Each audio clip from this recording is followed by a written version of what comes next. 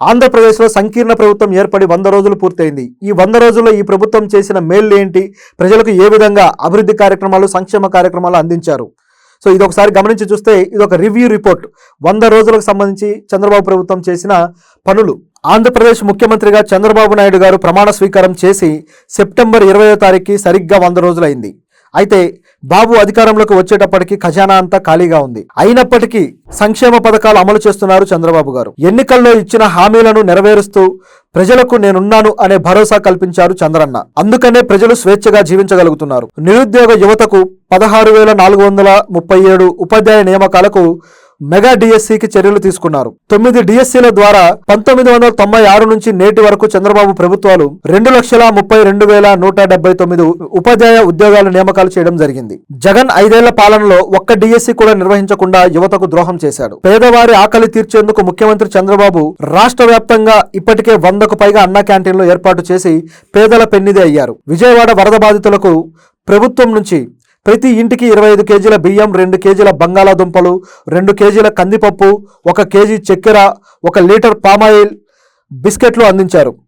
ఆదివాసీ ప్రాంతాలలో జగన్ ప్రభుత్వం గోదావరి వరద బాధితులకు కేవలం 5 కేజీల బియ్యం, 50 గ్రాముల కందిపప్పు, 4 టమాటాలు, 4 బంగాళాదుంపలు మాత్రమే ఇచ్చి చేతులు దులుపుకుంది. కానీ ఈ ప్రభుత్వం అలా చేయడం లేదు. వరద ప్రాంతంలో ఆ సమయంలో అర్ధరాత్రులు కూడా చంద్రబాబు గారు పడుకోకుండా పనిచేశారు. వరద బాధితులకు నేనున్నాననే భరోసాని కల్పించారు. అలాగే ఎన్నికల టైంలో ఇచ్చిన హామీలను సైతం అమలు చేస్తూ వచ్చారు. ఈ మేరకు ల్యాండ్ టైటిలింగ్ యాక్టును రద్దు చేస్తూ ప్రజలకు వాళ్ళ ఆస్తులకు రక్షణ కల్పించారు. డ్వాక్రా మహిళలకు వడ్డీ లేని రుణాలను 5 లక్షల నుంచి 10 లక్షలకు పెంచారు. ప్రధాని నరేంద్ర మోదీ ప్రభుత్వం అమరావతికి 15,000 కోట్ల రూపాయలు మంజూరు చేశారు. పోలవరం నిర్మాణానికి 12,500 కోట్లకు కేంద్రం అనుమతి పొందారు. కర్నూలు జిల్లా ఓర్వకల్లు, కడప జిల్లా కొప్పర్తి పారిశ్రామిక పార్కులకు 25,000 కోట్ల రూపాయల పెట్టుబడులు, యువతకి ఉపాధి కల్పించారు. ఇదంతా కేంద్రం ఇచ్చిన దన్నుతోనే చేయడం అనేది చంద్రబాబు గారి విజయానికి ఒక తార్కాణం.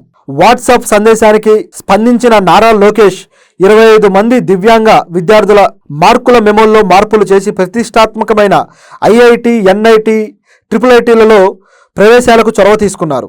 ఇలా అన్ని రకాలుగా ప్రభుత్వం ప్రజల సంక్షేమమే ధ్యేయంగా ముందుకు వెళ్ళింది.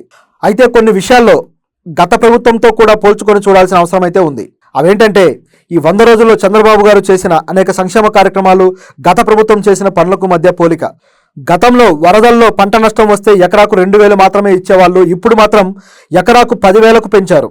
జగన్ రేషన్ బియ్యం మాత్రమే ఇస్తే ఎన్డీఏ ప్రభుత్వం మాత్రం బియ్యంతో పాటు పంచదార, గోధుమ పిండి కూడా ఇవ్వడమైంది. మార్కెట్లో కందిపప్పు 180 రూపాయలు ఉంటే దాన్ని ప్రత్యేక కౌంటర్ల ద్వారా 150కి తగ్గించారు. కొత్తగా మరో 4,000 రేషన్ షాపులను ప్రారంభించబోతున్నారు. అక్రమ కేసులో ఓ మహిళను వేధించిన 3 ఐపీఎస్లను సస్పెండ్ చేసి రాష్ట్రంలో రికార్డు సృష్టించారు. ఉచిత ఇసుక విధానాన్ని ప్రవేశపెట్టారు. గత ప్రభుత్వం అయితే ఇసుక ద్వారా ఎంత దోచుకుందో అందరికీ తెలుసు.